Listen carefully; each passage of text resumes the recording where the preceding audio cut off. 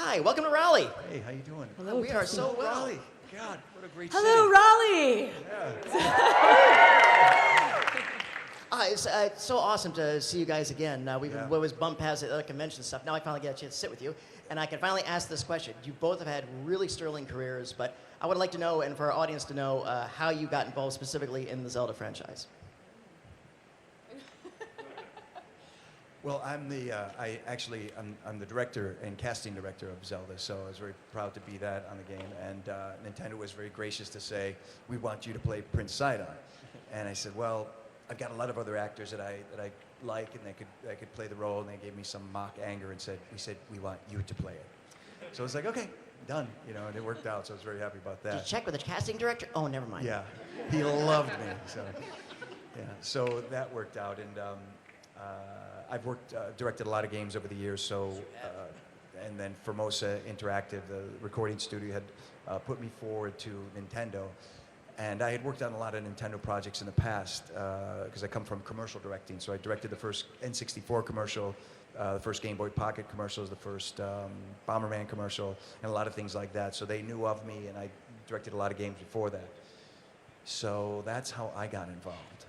So as casting director, when did this amazingly talented young lady catch your eye? Through the stars, she came down.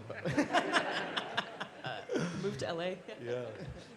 Yeah, well, it's funny because I was really looking for a lot of people that weren't sort of although they're brilliant, the same old, same old. I wanted to find people that I haven't worked with before, and people that might not have been the lead of a previous franchise. So I really dug deep, and actually I am friends with Patricia's sister. And Patricia lived in Montreal, and we had never met, but I remember her as a singer, and her sister used to tell me about her. And that's how deep and far I was digging for people on the project. And then when I heard her voice, I just was stunned. And then she came in for the audition, and I didn't prep the client what they were going to hear. And as soon as she came through, we just knew immediately that she was Princess Zelda.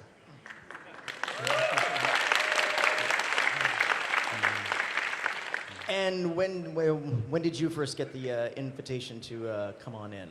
How did this begin for you? Well, it began for me actually. I had been voice acting for 10 years, Yes, you had. doing music, theater, all those things, and it came for me on the brink of a big move to LA. Specifically, I had not been down there in that market before, and I took the leap, and I had my materials and stuff, which was able to pass to Jamie actually.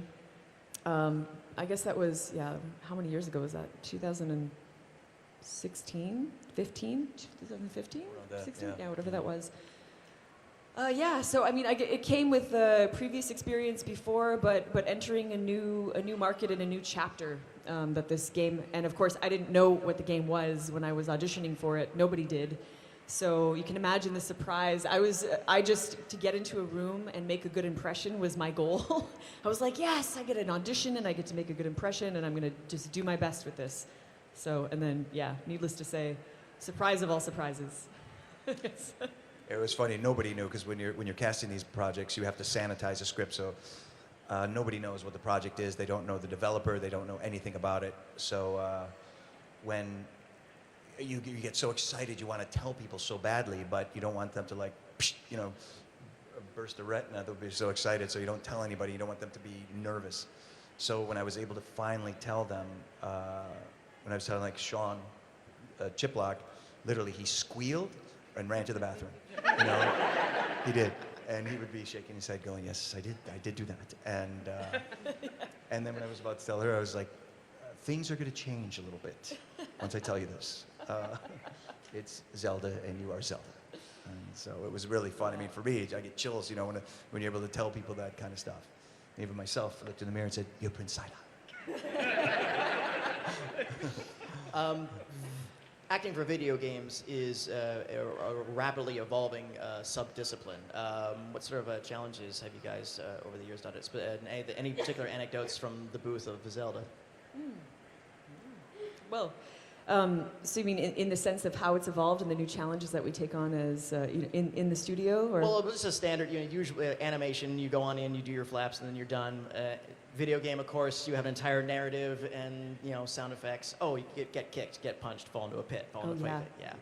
Yeah, I think one of the things about doing video games in particular, well, animation as well too, but a lot of the voice work that you end up doing is quite hard on the vocal cords, and it takes a lot of musculature to be able to, I guess, the stamina that you're required, the hours of work on several sessions in a row. It's one thing to be able to do the sounds, and it's another to be able to maintain them for sometimes months, if you have to go back in and re-record, those sorts of things. That can be very challenging, and I think in general in the video game world, the timeline is tightening a lot in terms of when a game is created to when it's released, so a lot of people feel a lot of pressure to get it right away.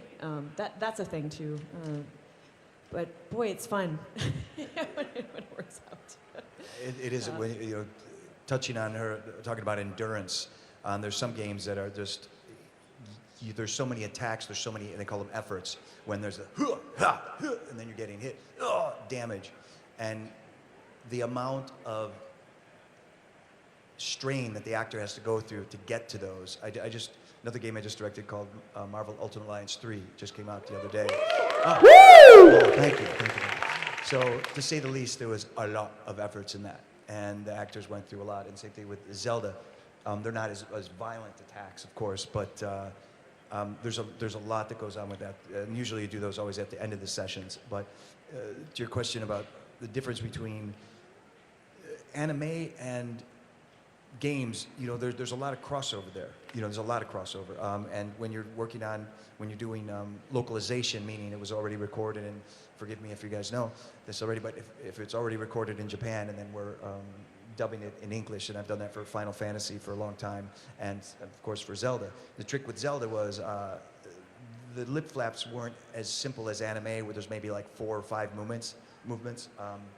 These lip flaps were motion captured, so every movement was seen. So for the actors, it was very challenging because it's trying to lip sync somebody else's actual movement, so it's very, very tricky. But the performance part of it, depending on the genre, depending on the game, Zelda, of course, is fantasy, but when you start getting into something like Hitman or even Horizon Zero Dawn, where it's true sci-fi, the performances are a little more grounded, a little more in the real world. So I'm always asking the actor to perform beyond the mic, as if you're speaking to somebody. And the transition from all the way back, I directed EverQuest 2, that was a long time ago. And those, no claps, because you're all too young to play that. I remember. Thank you. Oh, I remember. Yeah, just kidding. No, it's a long time ago, but we did a lot. It was like 110,000 lines of dialogue. So there's a different style of performances from then to today, and I've been fortunate enough to watch the evolution of it. It's not just funny voices. Everybody, they're actors at the top level of acting, because when you're recording voiceover, you can't have a look like somebody on camera. Everything, the emotion has to come, the performance has to come from your heart, and it's very intense. That's why you see a lot of on-camera actors try to come in and do voiceover, and it doesn't always work out. But true voice acting is an art form you see people get in the booth and you go, oh. It's like watching Rembrandt sometimes, hearing what they could do with their voice and the performance and the emotion they bring out. As you all know, you play, so you could hear from game to game how the evolution has changed. Yeah. What's been your most endearing memory of being involved with Zelda? Oh, that's really hard. I could think of different ones every day, You can consider it for a while. If something comes to mind, you can always like popcorn it or stuff like that too. Because what I'm going to do is I'm going to go out, and when you're thinking of that and you want to answer that, fine. I'm going to go out in our audience, ask people to form a line if you have your questions. This young lady we'll go with her first, and because you're first, you get 2 pieces of candy. Okay, what's your name and what's your question? My name is Kaylee, and unlike some people, I know better than to ask what may or may not be underneath Hyrule Castle right now. But I would instead like to ask what it was like working with Nintendo specifically. What made them different from other voice acting companies? Listen to that. Yes, she's a budding voice actor. A budding voice actor We herself, talked, in yes, fact. we talked before. Well, I would say working with... I've never had bad experiences in a booth, and I think working with Nintendo was one of those, like, in terms of like not good to good, they're all good. That was like an exceptional experience in the best of ways. It sounded like I was going to say the opposite, didn't it? Not at all. I think the benefits of doing such an immense game where everybody is so detailed and involved and they have such heart in it and such lineage in it is you get a room that feels incredibly magical. And so through the whole recording process, everybody was so happy to be there. They were so appreciative.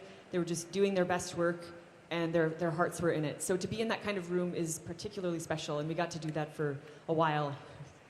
That would be, yeah, it was great. Yeah, Nintendo is a great developer. I mean, they're just a great company, and worked with them for a long time. So all the developers have really never had any bad experiences. You know, some are more prepared than others, but that's just because, not because they don't do it well, but it's just because time crunch. The pressure developers are under to get things done. It's pretty unbelievable. But Nintendo, they're just AAA. Amazing. Thank you. Nice talking Thank to you. Bye-bye. Hey, boss, what's your name? Adam, sir. Yes, sir, and ma'am. I actually do have a pretty big question. How much creative freedom did you guys have in the process of actual voice acting? Did Nintendo give you guys any, like, you can only do so much, or were they kind of like, okay, do what you guys want to do with it? I mean, within the realm of the script and everything. Well, it's a good question, and that goes along with what I was talking before about localization. And it was really, when we say Nintendo, it was Ed and me, you know what I mean? And it was just us in the booth, and then they would send stuff back and, you know, get approval and things like that. There's freedom in the performance, but you are through some of the cutscenes, you're locked into a lip sync. But that's the trick, that's the art form that someone like Patricia and the other actors can do, where you're looking at it's like a blank slate, it's just moving pieces, and you're putting this performance into the right time. It's really very difficult and a very unique talent. You have to be a great actor, but also it's a very technical process.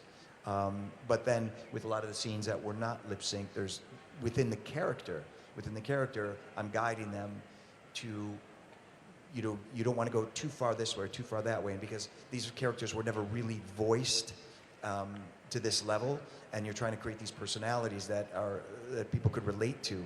So we spent a lot of time working on that, and in games a lot of times, especially if it's a new character, you record and the character starts to drift a little bit, and you start to find it near like the second recording session, so that what you do at the very end, you sort of go back and listen to what you originally did and adjust that to what you've drifted into, especially with new characters. Thank you. Hey, what's your name? I'm Christian. Shifting gears a little bit away from the voice acting and more towards being a celebrity in general, what's the strangest or most unique thing you've had to sign here at GalaxyCon? The word celebrity is so strange. I mean, it's just like, we're just schmoes that work in games, you know? But thank you for that. I haven't actually signed anything too eccentric here. I signed the little amiibos, like sometimes they're really small. I think one of the more eccentric things that I've signed was an asparagus. That's probably one of my favorites. Yeah. Real one or plastic one? A real one. Oh, wow. I signed a computer once and a flipper. Yeah. I was like, what's this? Oh, I get it, yeah. Hey, what's your name? What's your question? My name is Ted, and I have a question in regards to how the DLC content was handled. When you were doing this recording sessions, did you record everything, including the DLC for Breath of the Wild, or did that come later? The DLC I was not a part of because I was on another project, so I didn't get part of that, but I was there in spirit. Yeah, DLC was recorded after. It's all good. Hey, what's your name? It's candy. It's Name's Robin. Hi, Robin. Hi. How is your normal thought process trying to take your normal voice and take it all the way to being the princess of Hyrule and the world's sexiest fish?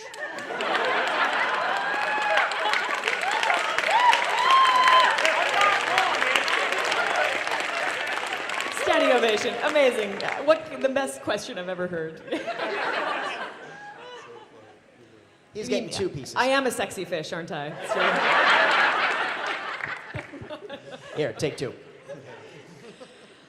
Well,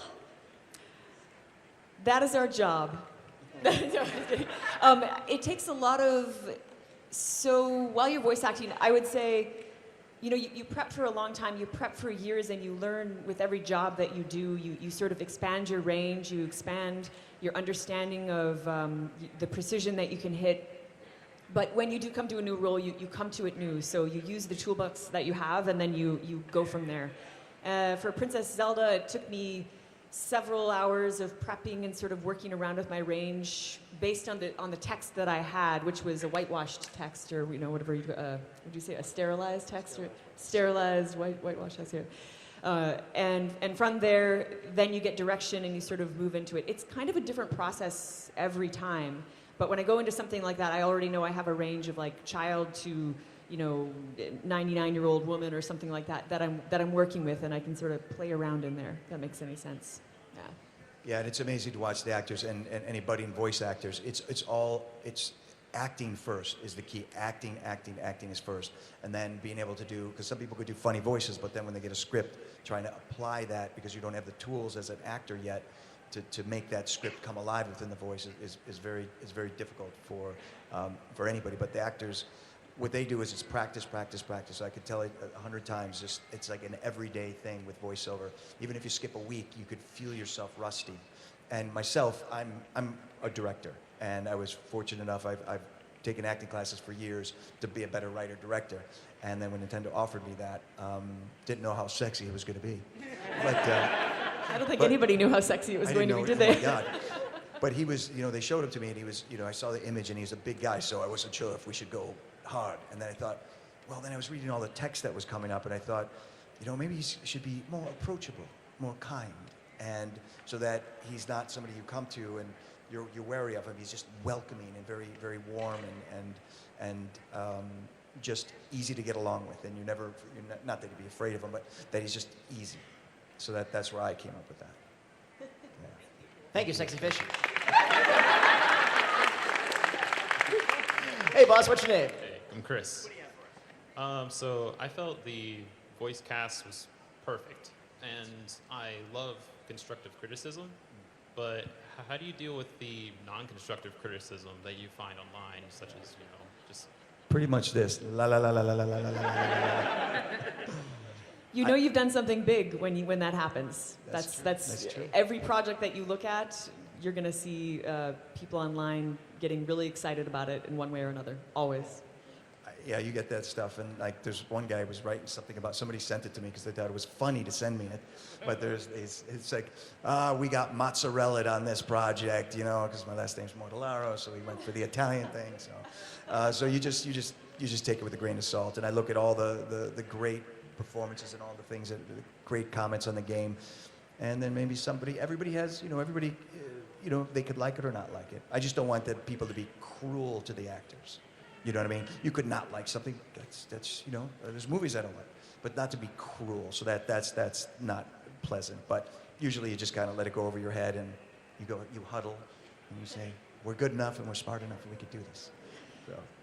There's also something at the end of the day where you realize, especially when you're working behind the scenes on those projects, you become very. It's very humbling when you see how many people actually worked on that project to make it happen, how many people worked on the script, how many people worked on the art design, the rendering, everything, and you have this much to do with the final project, you know, so. All the unsung heroes at the developers that these people, I'm telling you, I've gone to so many of these studios, and you see they just work weekends, endless hours, and everybody's a perfectionist, and they want to make it so great. So when it comes to me, I'm just like, yes, now it's mine, and I'm gonna work my butt off to make sure that it's as great as we could possibly make it. And you just have to trust that they know what they're looking for. And at the end of the day, it's Nintendo, and you're like, they're amazing, so bravo them. Yeah. By the way, this is a cool creation you got here. You make this yourself? Yeah, it's made out of EVA film, Porygon. Awesome. All right, well, tell you what. Very cool. Come here. All right, come here. Stand here. Hold it up so everybody can see. And when we put this up on YouTube in a few weeks, you can look for the comments on it. And good luck to you. Okay. Hi, what's your name? Kate. What do you have for us? Where is somewhere in the world of this game that you guys would like to visit? Because I just think it's such a beautifully realized world. Good to see you again. I mean, I'm gonna say Zora. It's so cool. It's so cool. I like water parks, you know. So. Yeah, I actually think that too. I was thinking about that. I'm like, well, water is a huge thing for me. But yeah, I actually haven't beaten any of the divine beasts, so probably anywhere in the divine beast areas. That's kind of. There's so much I haven't seen. I really love the Great Fairy. I love coming upon her. That's really. But I've already done that, so I don't know. Cool. Thank you. Hi. What's your name? I'm Sarah. Hi, Sarah. Do you have a favorite With an line? H. Yeah.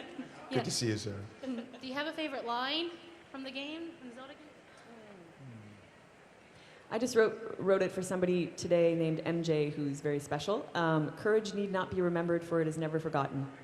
That's my favorite. I sign this a lot because I think it's my favorite. It's I believe in you, stay strong. And I think that's a really good message for everybody, you know. So that's probably my favorite. Hold on. Those are good messages. So, you get one. Thank you.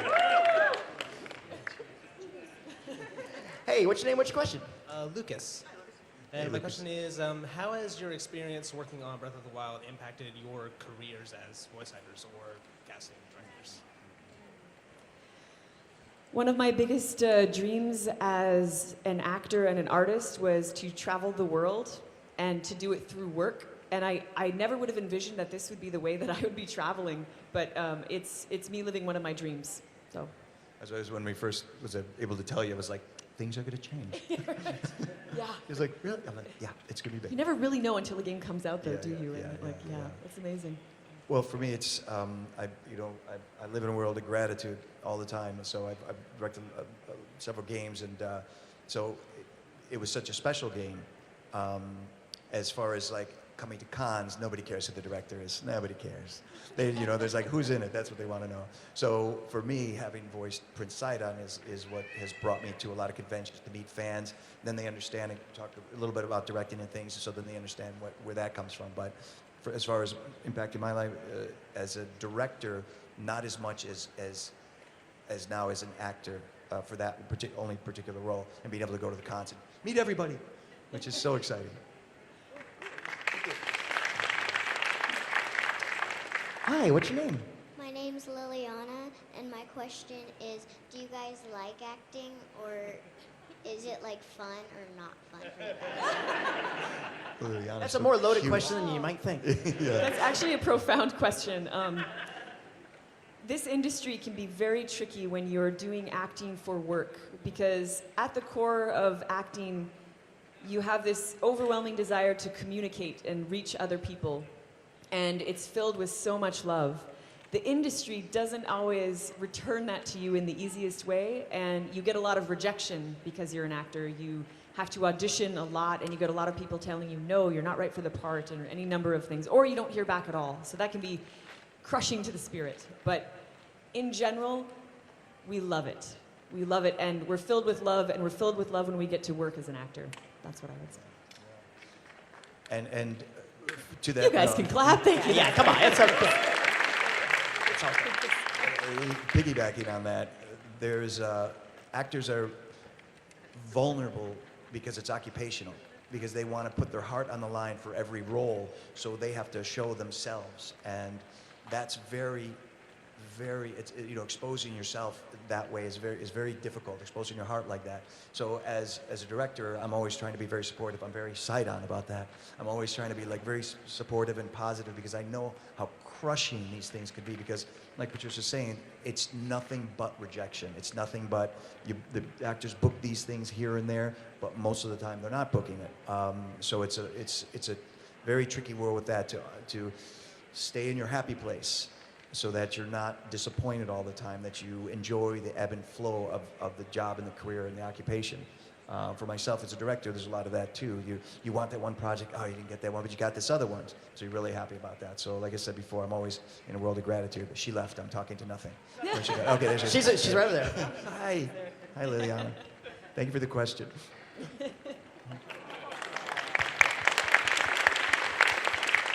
Hey, what's your name? I'm the third Chris you've talked to today. Chris with a C. So, did any of you know about the sequel to Breath of the Wild, like before, like it was announced? No? Well, we could tell you, But we'd have to kill you. I knew nothing. When I saw that trailer, I was like, oh my. That was a pretty special trailer. Very few people knew that that trailer was Yeah. going to come out before it came out, even within Nintendo, let's say. Video game secrets. Yeah, it's very secret. They keep everything locked down, and we respect. Yeah, it is. Yeah. We sign all kinds of non-disclosure agreements before we start on projects because everything is so secretive. When a game comes out, they've only got one shot to do for sales. If a movie comes out and it's not that great, maybe it goes to Netflix, it has other places, it has a second life. But a game comes out and it's that one shot. And if it doesn't do well, 300 people are let go. You know, anything like that could happen. So that's why I'm always like, just be gentle, you know, when, you know, commenting on games, you know. And, but if, you know, if something's not good, you got to say what you feel. But, yeah. Everybody's doing their best. Yeah. Hello, Princess. What's your name? What's your question? Well, my name's She-Ra, but sometimes I dress up as a girl named Mallory. Right, that's wonderful. She's my fave. As somebody who admires what you guys do and hopes to reach the levels of director/voice actor, what's some advice that you would give for somebody trying to break into that industry or to be a voice actor/casting director or director? It's a long question, but that's a great question. I mean, it as far as acting, I could, you know, it's all starts with acting. It all starts with taking your classes and knowing your craft incredibly well. And as far as directing and casting for me kind of came as a ancillary along with directing because I wanted to bring the people in I wanted to work with. But as far as directing, it's, you know, you're always shooting. I used to shoot all the time. If you got a camera, go shoot. Work with actors. Have a crew of people that you like, you know, friends that are actors and like-minded people. I could always say that start getting a group together, whether you're just doing voice acting together or you're wanting to shoot something. One person's the DP this day, the other person's the director. You're constantly doing it because it's not something that just comes to you. It's a muscle, so you got to really work on that. So that's a short version. Yeah, I would second so much of that. There's so many reasons why getting training is essential. I mean, it just like endless reasons why getting acting training is essential. Surrounding yourself with the right people is essential. I think a lot of people assume that when they see a final product, they see what is done right. But really, this career is so much about all the ways that you can get it wrong, learn from that, and recover from that, and even know in a room if you're getting it wrong, how to fix that. So much of it is about taking direction. There are just so many reasons that training and knowing your instrument the best you can is really your strongest tool. But networking is also a really big part of that. So there's a lot you can do online as well. You can find voiceover networks. You got to find a mentor, somebody who can help train you well. You know, go for the best because you can find them online. You know, so a lot of tools and be patient. Be patient, but keep moving forward. Yeah, and you will because you're She-Ra, Princess of Power. So and that's what she does. Thank you so much. I'll throw in my 2 cents because I host a lot of people. This question comes up a lot. I always tell people, find animators. Find you animate. Oh, there you go. And then partner up with them because there's always a college guys. They're doing their projects and stuff like that. Hey, do you guys need some voice talent? And partner up with them because you never know. One of those guys in 10 years is going to be somebody very important, and they'll remember you as somebody that helped them on their thesis. There you go. Thank you, Princess. Hey, what's your name? I'm Corbin. When you're recording for characters or even practicing for them, are there ever any situations where you're doing a voice so often that it kind of sticks and you can't get out of it even after recording sessions? Well, I mean a little bit because so much of what you're doing is also not just coming out of your vocal cords, but it's you know looping in your head. So you can be talking in a character in your head all day. And oftentimes when I'm doing auditions and I've been like working on something for like hours on end, I'll get into a state where this is not ideal, let's say, but you know, you're memorizing lines and you're like sort of moving as a character a little bit. You've got it sort of half in you. And I'll just like forget my keys. I'll be like wandering around and completely forget where I was. So there's that, which you want to try to avoid, the most you can. But yeah, in general, you can also snap out of it most of the time too, which is also part of the training. You don't want to get stuck in those things too much. If you are, you should probably you should train yourself to not do that as much, I would say. You want to be immersed in your character, but not obsessed. Yeah. For myself as a director, stuck. there's so many games, I work on different genres, so when I'm working on something like Zelda, there's a lightness to it, there's a drama to it, and you're doing it for weeks and weeks and weeks on end, so it sort of stays with you a little bit while you're doing your everyday life. But then I'll work on something like Hitman, which is a lot darker, and you're with your friends, they're like, what did you just say? I'm like, I'm sorry, I've just been in Hitman all day. So it's your moods can change a little bit, but once you leave the studio, it should change. You should leave everything at work. Thank you. Thank you. Hi, what's your name? My name is Kevin. Hey, Kevin. So it's not really a question, but I do want to say I just love the game, and it's so beautiful. Thank you. I'm an actor as well Yeah, myself. I remember you, Kevin. You got a movie coming out, don't you? I do. What's it called? The Best of Enemies. Yeah. Yeah. Where can we find out about that? Is it listed somewhere, or is it on YouTube or anything we can find it? Yeah, IMDb, yeah. Yes. Well, then I want your autograph before we leave today. Thank you. A round of applause for our actor. Thank you, Kevin. Thank you, Kevin. Hello, Gamora. Unfortunately, we're just about at time, so this will have to be our last question. I apologize to everyone in line. So you wanna ask- what's your name and what's your question? My name is Rachel. My question is, seeing as most of the previous games in the Legend of Zelda series, the characters weren't voiced or they had very limited voice acting, did you feel a lot of pressure having to establish the voice of such an iconic character? This used to be a perfectly good eye. Yeah, there was a lot to that. Finding the actors and trying to find these voices and working with Nintendo and trying to figure out where the tone of these voices should be and their personalities, not just the sound, but the personality, how strong, how weak, how vulnerable. There's so many different things. And then, like Patricia was touching on before, the actors, you're not just hiring them for their voice, you're hiring them for their performance ability, but who they are also. So they're bringing their personality to it.